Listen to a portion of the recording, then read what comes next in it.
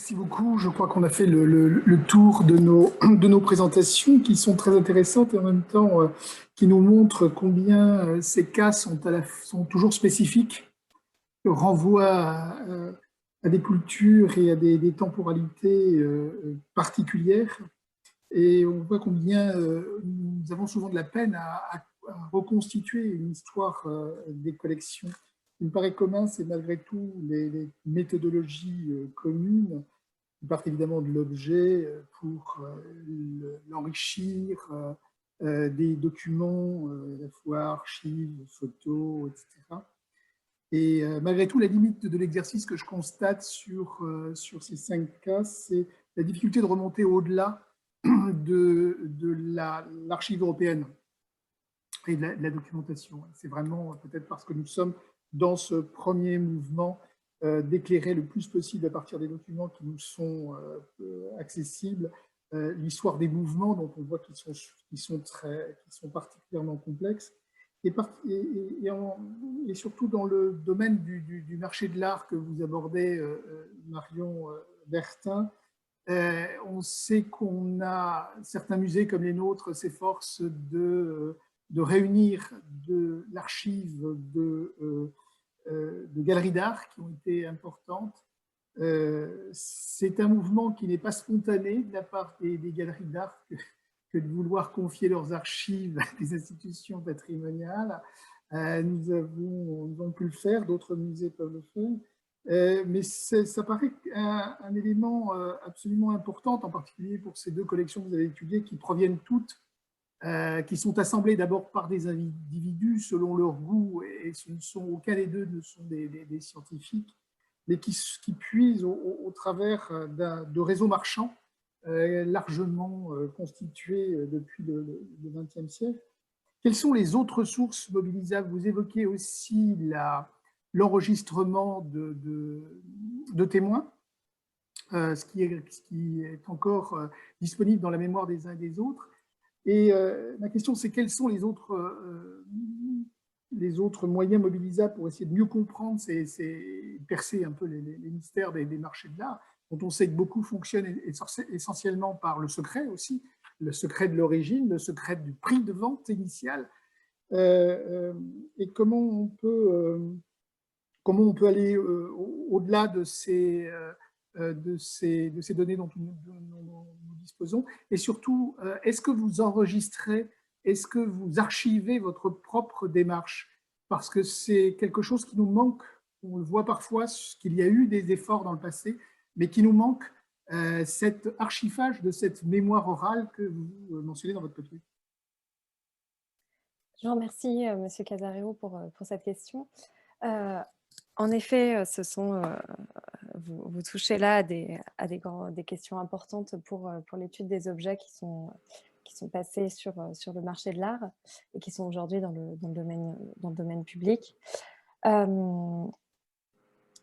Effectivement, je pense que c'est un grand défi de travailler aussi, de créer une relation de confiance avec les marchands, de réussir ce défi-là pour gagner de nouvelles informations et pouvoir aussi obtenir certaines archives, dont certaines sont encore en main privée, ce qui posera des grands défis pour les années à venir et pour les collections, pour les collections publiques à venir.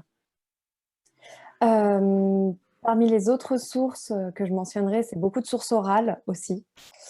Et vous-même le mentionniez, il y a beaucoup de travail qui a été mené depuis de nombreuses années. Les recherches de provenance ne sont pas neuves, même si elles prennent une actualité toute nouvelle depuis quelques années. Et effectivement, il reste beaucoup d'archivage aussi à faire des travaux qui ont été menés au cours des dernières années par nos prédécesseurs. Donc les sources orales des personnes en charge des collections et des collections d'archives également me semblent vraiment des archives fondamentales et des sources importantes à mobiliser pour ces recherches.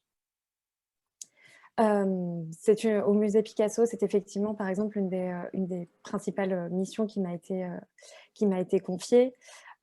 sous la direction et sous la supervision de Juliette Pozzo, qui est en charge de la collection, de l'intégralité de la collection personnelle de Picasso, qui fait partie aujourd'hui de la collection du musée. Et effectivement, ce travail d'archivage de mon propre travail, de notre démarche à Juliette et à moi, et du travail mené précédemment, a été une des premières missions et un des grands moments de mon travail.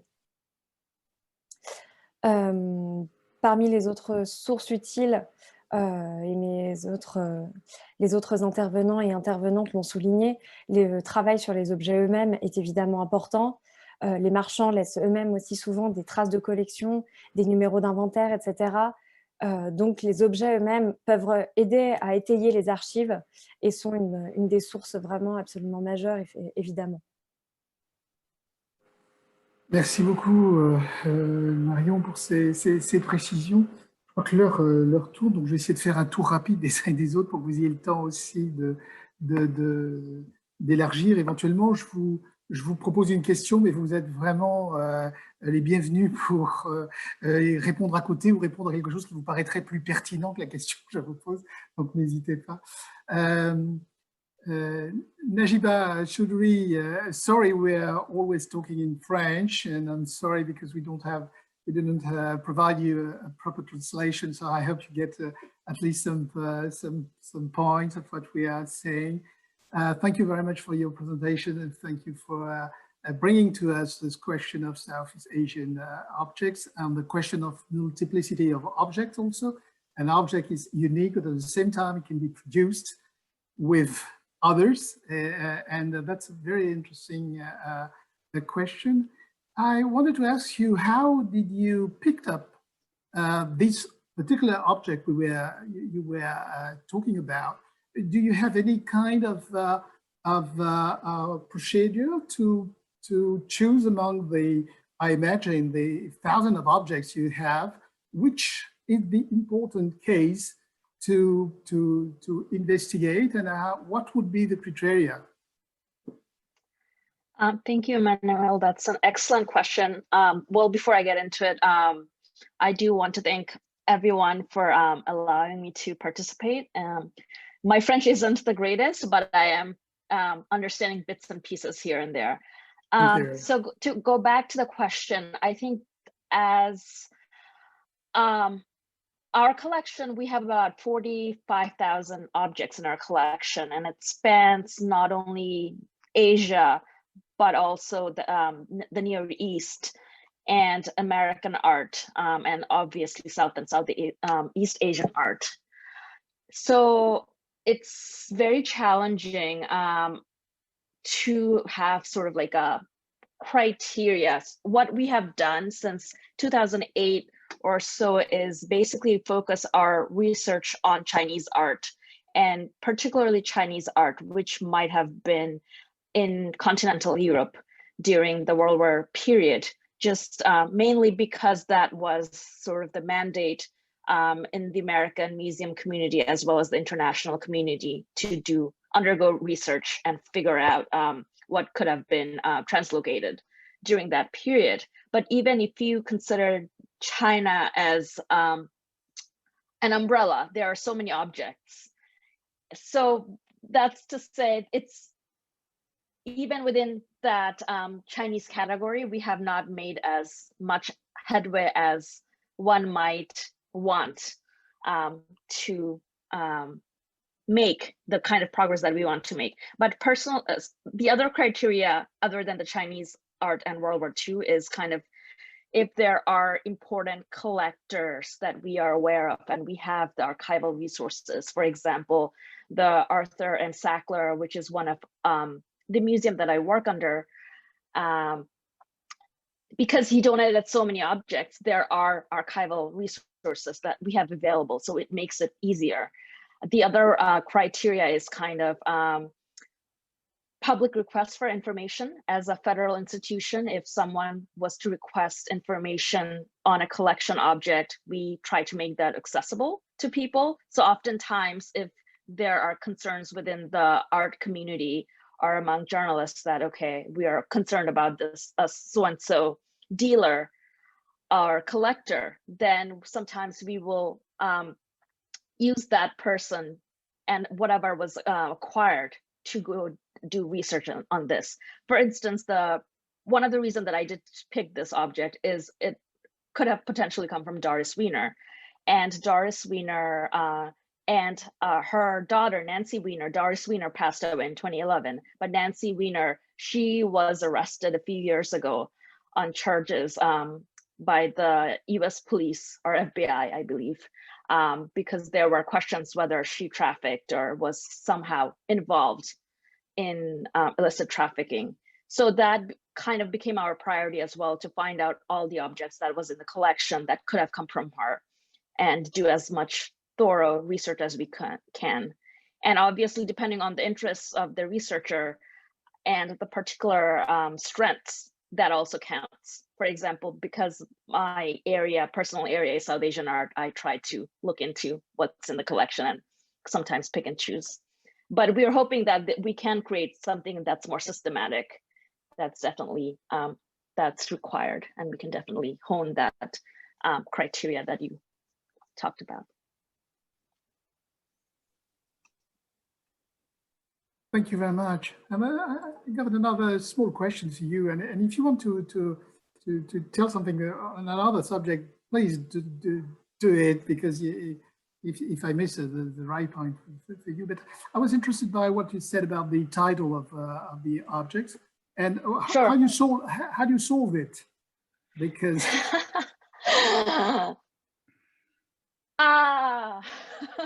I don't know. I don't know if there is a way to solve it. I think it's also myself not being a curator, I kind of rely on the curators to tell us. But I, as a person that's also working in the collection, I've also seen how curators change their titles, over time, or when one curator retires. For this one, I couldn't really get into it in particular because of the time limits, but even within sort of the publications that came out in the last 40, 50 years, there are different names. One is associated with her identity as a goddess, so Uma. The other, I mentioned one of the Sanskrit inscription. The other inscription that's roughly etched next to the Sanskrit, it says Uma, which is it's written in Tibetan, and it's associated with a goddess. Now, when it was published by this Indian scholar on Nepal, he published it as Prajna Paramita, which is a goddess of wisdom. So what our current curator cleverly tried to do was put goddess, so like associate herself with, give her that identity as a goddess, but also say queen as the goddess, Deepamala. So there's the association of the collector as well. I don't think there is an easy answer, but I think we should make our visitors and people who are not necessarily experts in that area, make them aware that these are just what we are giving them.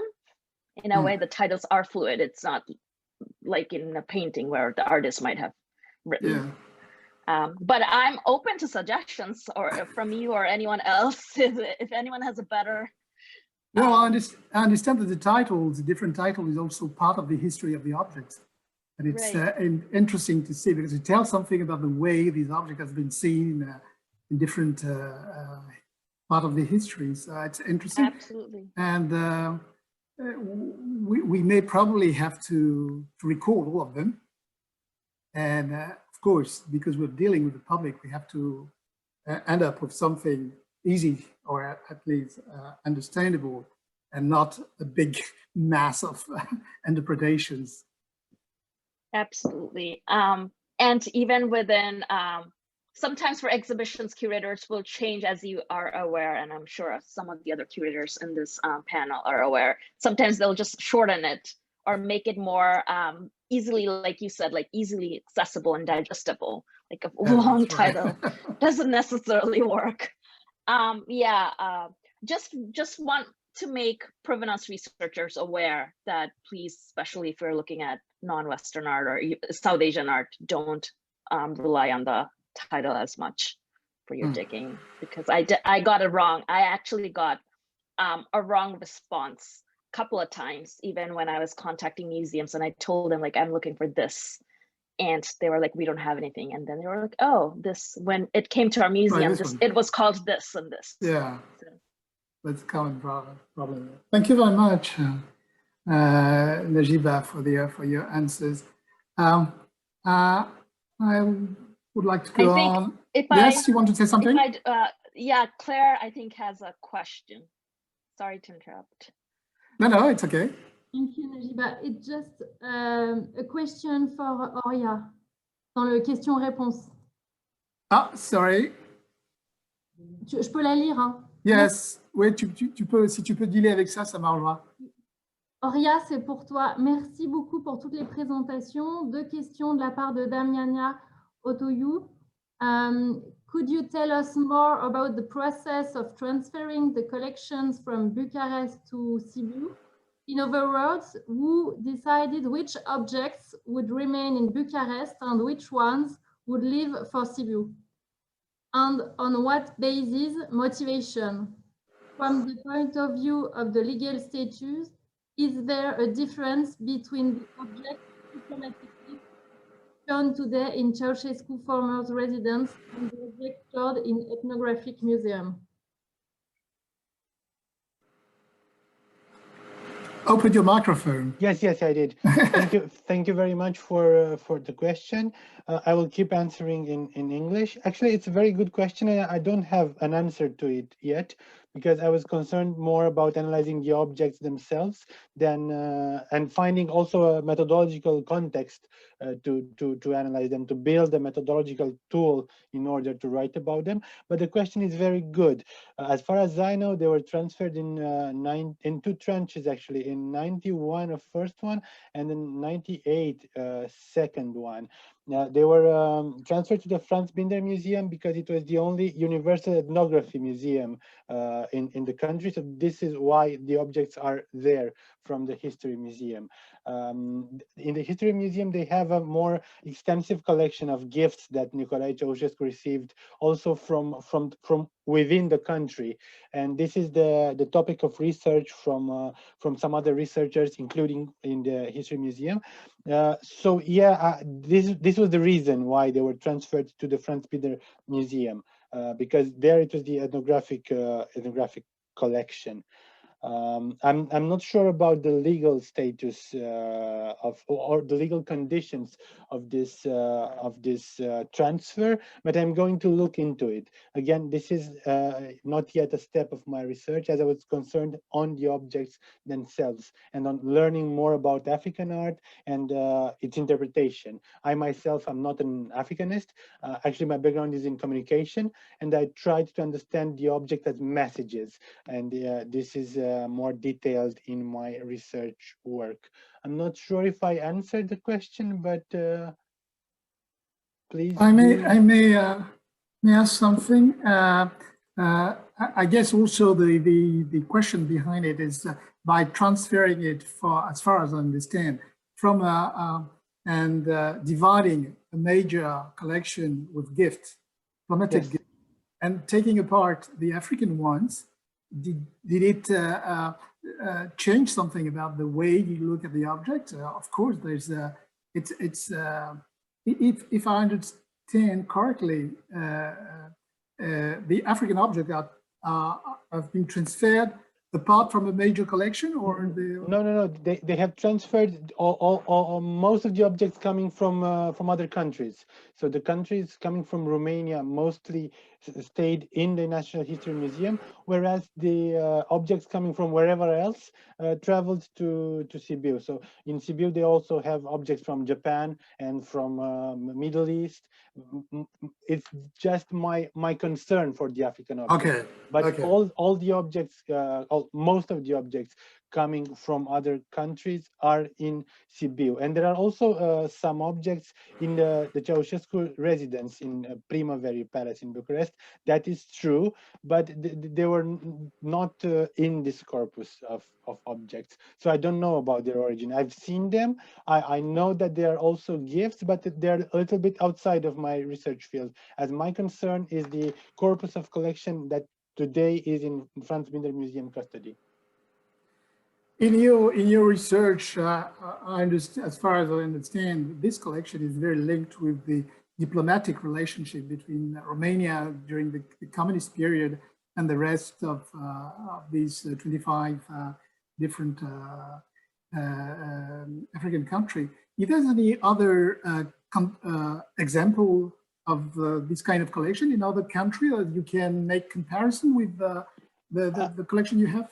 I have been looking for them. Actually, I haven't found one to correspond 100% to the case of the Romanian collection, but I'm sure they are, at least for the former communist countries. They must have similarities. Actually, I've sent an inquiry in the Bulgarian National Museum because the approach was quite similar. Well, I don't have a clear answer yet, but I will still keep looking for other similar collection. I've been searching for them, but I have no conclusion yet.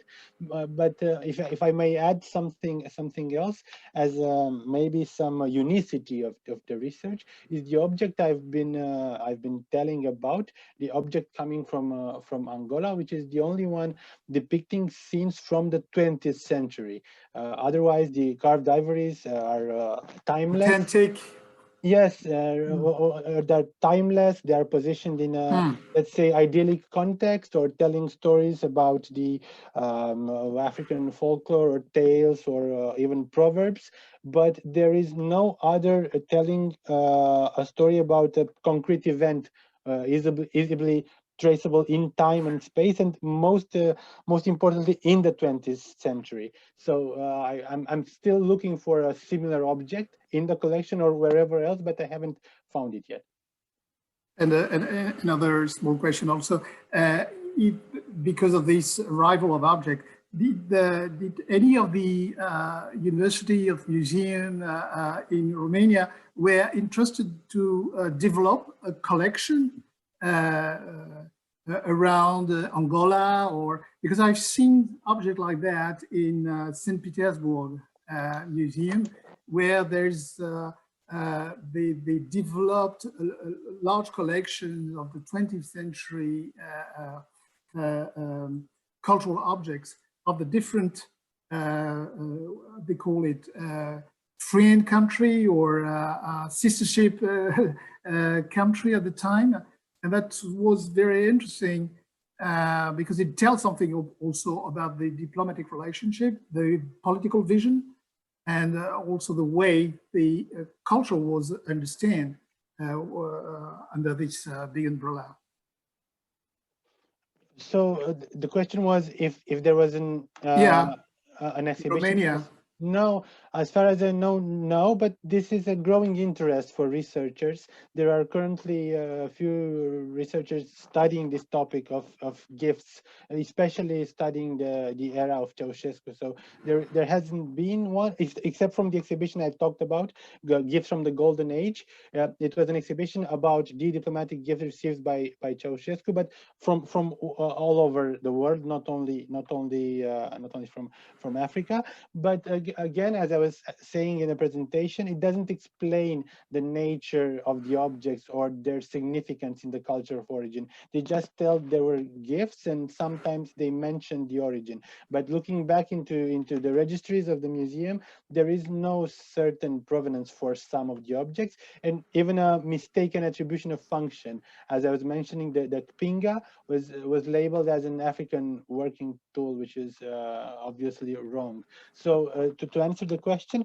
there are some attempts to research on these gift objects, and maybe if we, I don't know, join the efforts, we will be able to build some narratives that could be integrated into a wider exhibition. Thank you very much, Henri. Thank you. Thank you. We have few questions from the audience. There's one I can easily answer from Freya Perza. How many positions for provenance research were created in the Museum Quai Branly since the restitution report handed to Macron, and how many positions were there before? They were known before the report, and we have now one full-time curator who is in charge of not only researching by herself, but also coordinate the other effort we made. And we have also developed several grants, especially focusing on this question of provenance from our collection. There is no other question, but maybe I will go back to the panelists because I didn't finish. I wanted to ask a question to Andreas and Audrey. I was very sad to know that Achim Schäfer passed away. He was, I had the pleasure to work with him from Saint-Gall, and he was very useful he was very helpful in my research on the Kanak research I made at the time. Thank you for mentioning that and for this paying respect to him. En français ou en anglais d'ailleurs avec vous? En français ou en anglais? En français, d'accord. La question est intéressante parce que je crois qu'elle revient aussi dans le public. C'est quand vous faites ces analyses, enfin ces recherches sur les objets, est-ce que vous avez des problèmes d'accessibilité? En fait, est-ce que les musées vous laissent facilement accéder à ces objets ou pas? Je me lance des bâtons pour me faire battre, mais j'aimerais avoir votre réponse. Sans citer de musée? Non, vous êtes au-delà de la Suisse, vous êtes à l'échelle de l'Europe et du monde. C'est très différent d'un musée à l'autre. Est-ce que vous parvenez à les convaincre? Pas toujours. Pas toujours. Non, en fait, ça dépend du musée. Bon, le Quai Branly, on peut le citer, c'est très facile parce qu'il y a vraiment une structure qui est là pour la recherche. Il y a vraiment des salles de consultation, il y a des salles de la documentation pour les archives, c'est très facile d'y accéder. Une question de moyens alors pour des musées plus petits qui n'ont pas la ressource personnelle? Pour les musées plus petits, bien que beaucoup de musées nous ont laissé quand même avoir accès aux collections, même sans salle de collection ou sans salle de consultation. Ça a été relativement facile avec beaucoup de musées comme Saint-Gall, Neuchâtel, je vais oublier personne. Bâle qui est en ligne? Pas tout pas forcément. En fait, on a eu, pour dire la vérité, j'ai eu accès à une partie des objets dans les dépôts, mais pas au droit. J'ai pas eu le droit de photographier les objets. Parce que le motif était que Barbara Plantsteiner travaillait déjà sur ce projet. Oui. Et c'était le motif pour lequel je n'avais pas le droit de photographier ces objets ni de les retravailler. Ce qui est un peu étrange parce qu'à un moment donné, quand on fait de la recherche de provenance, ça devient public. Et c'est le but justement d'échanger des informations, et c'est ce qui s'est passé en fait. La conservatrice de Bâle a fait une conférence et je suis tombée dessus par hasard, donc j'ai pu avoir accès aux documents dont j'avais besoin et qui m'étaient refusés.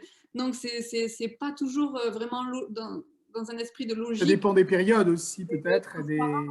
Mais ce qui est un peu dommage, c'est que quand certains conservateurs travaillent sur un sujet, ils ont l'impression que c'est leur domaine de recherche et que personne n'a le droit de travailler dessus.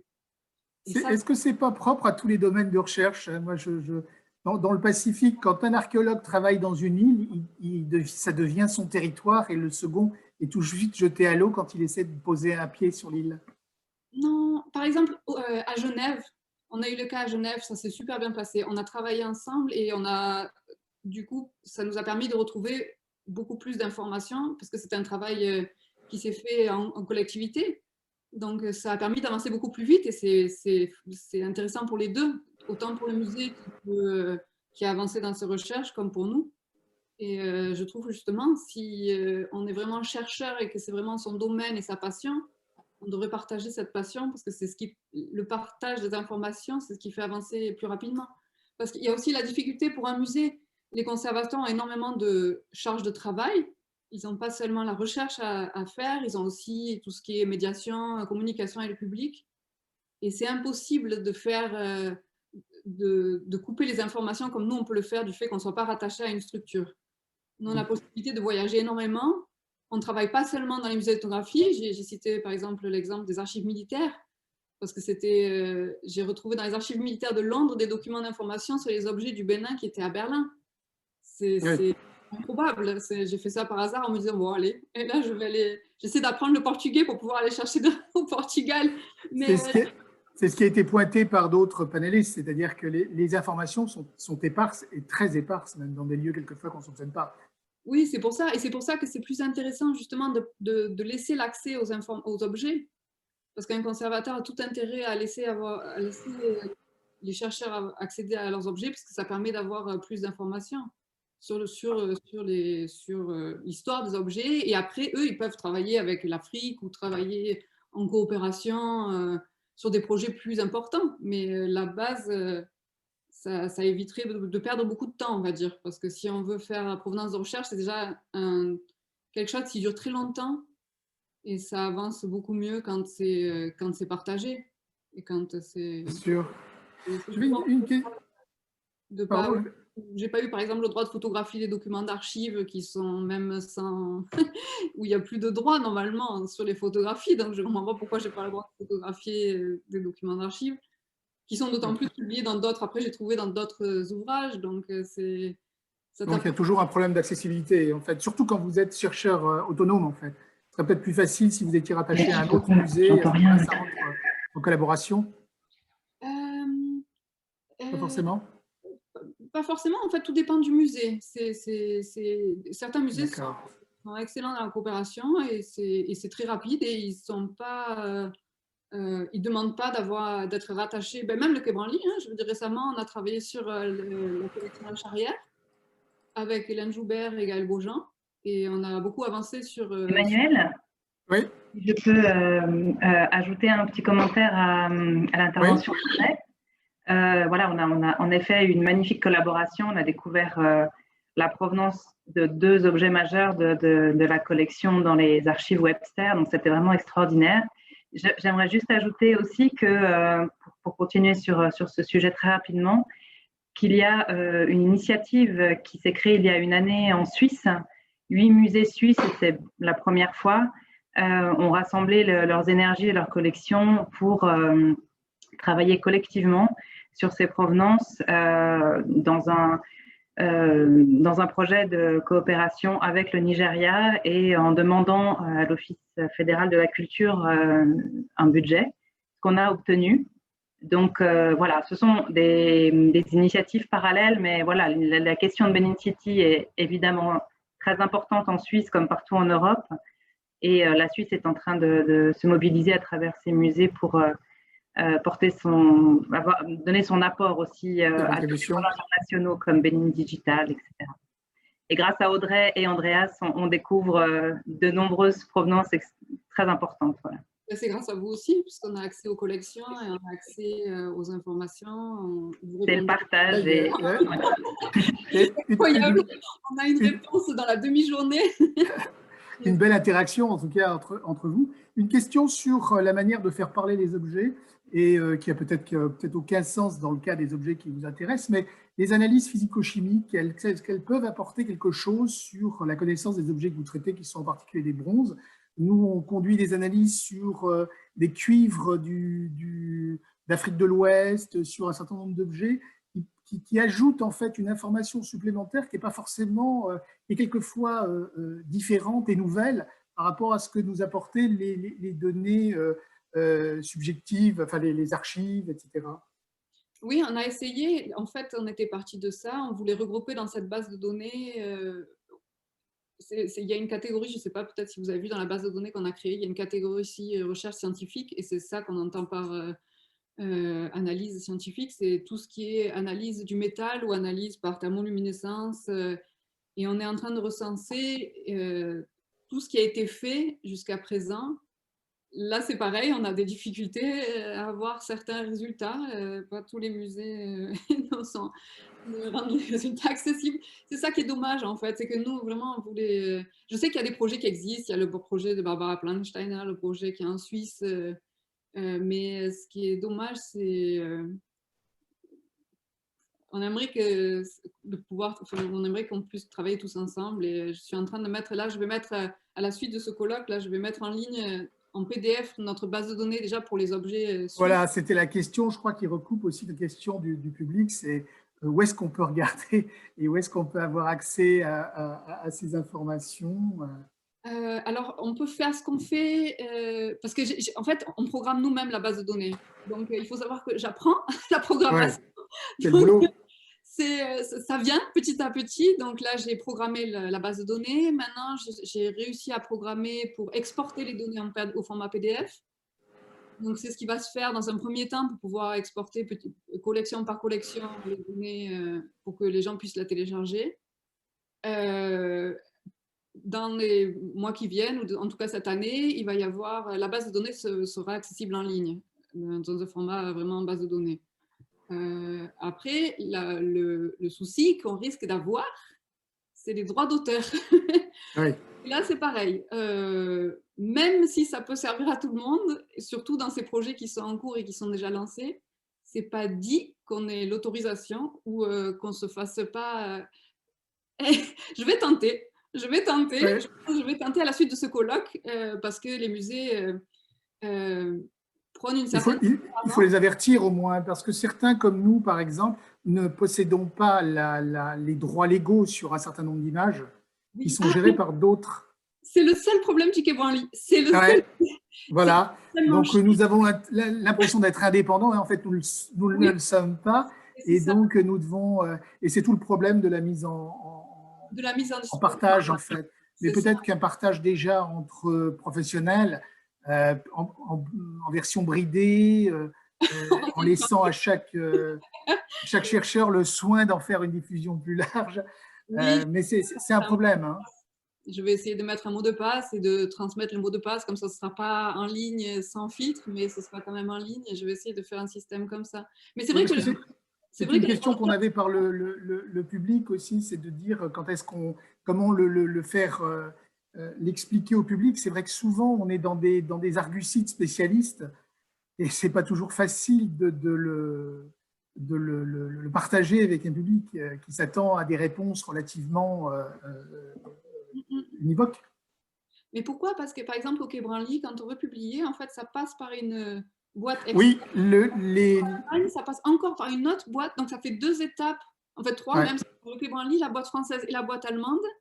Et ça, à la fin, on arrive oui, parce que je vais publier les objets qui vont être restitués par Emmanuel Macron, et c'était quelque chose comme 2 000 €. Par la République française. Oui. Et je crois que c'était quelque chose... Oui, pardon. Je crois que c'était quelque chose comme 2 000 €. C'était juste énorme.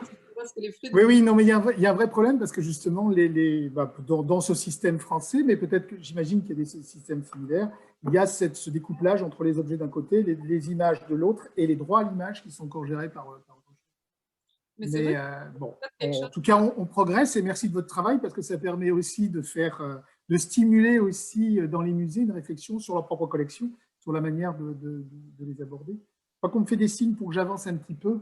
Donc, merci beaucoup, Andreas.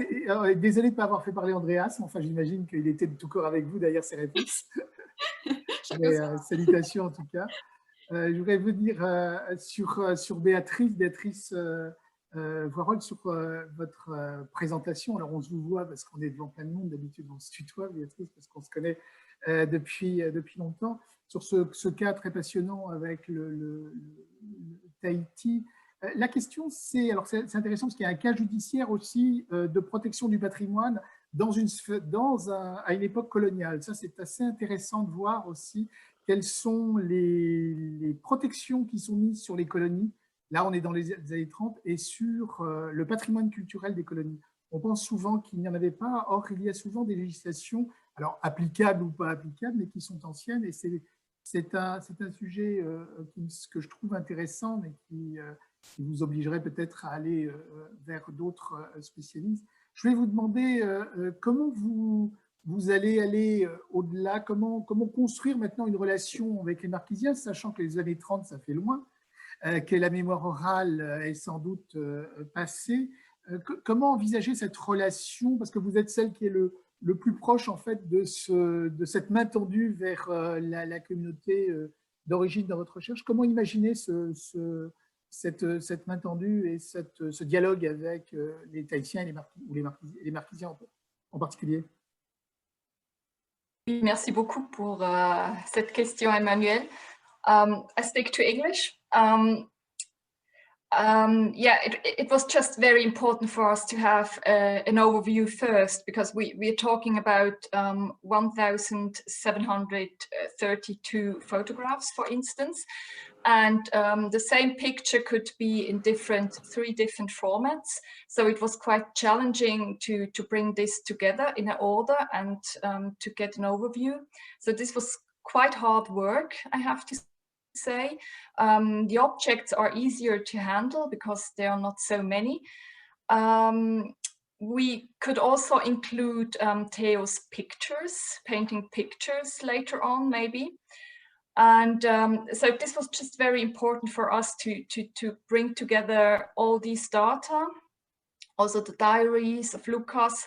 And I'm not sure if our database, the TMS, if we really can bring together everything. So I was very keen on FileMaker because I used to work with that before when it came up this afternoon. Like Audrey and Andreas.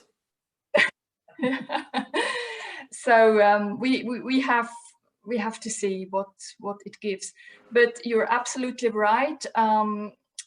We don't have relationships with French Polynesia so far, not like with New Caledonia or Vanuatu, New Guinea. So we really have to begin from scratch.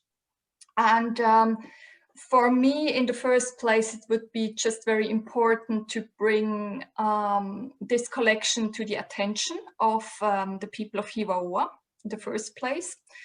And then just to listen to wishes and needs of the people. But it will be probably quite challenging to also to decide where are the stakeholders, and so it would be time to travel, but yes, this has to wait for a few months. Interesting challenge. And also, did you use the archival resources in Tahiti itself? Because as far as I understand, not yet, but this too, yes. That would be interesting to see how. And I wonder why the French at that time had some have this case. With the Swiss is there because the people were Swiss, and if they would have been French, would it be the same kind of problems, or that would be interesting. Yeah, in fact, it would be very interesting to know. Yeah.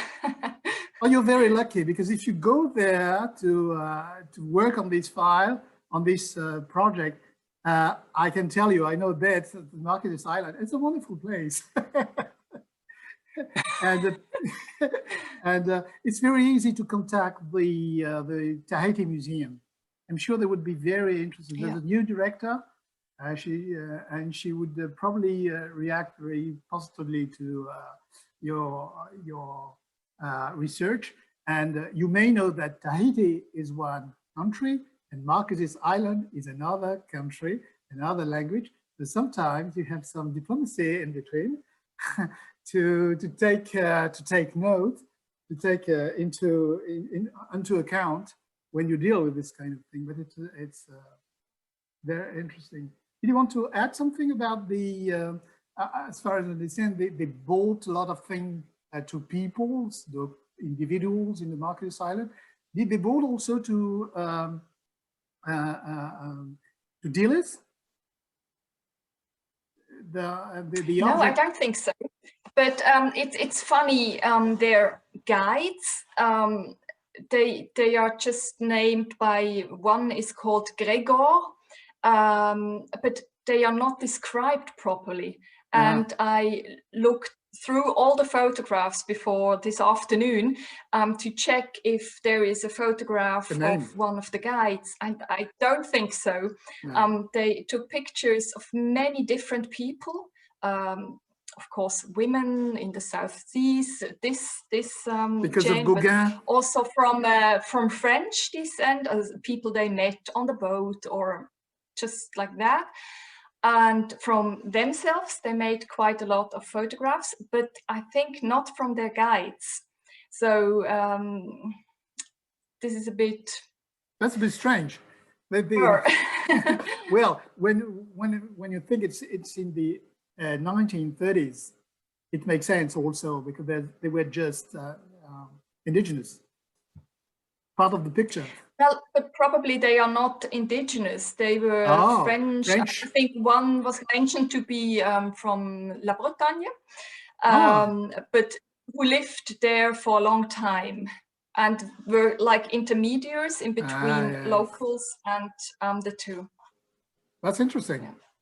So you may find the descendant of these people. Yeah.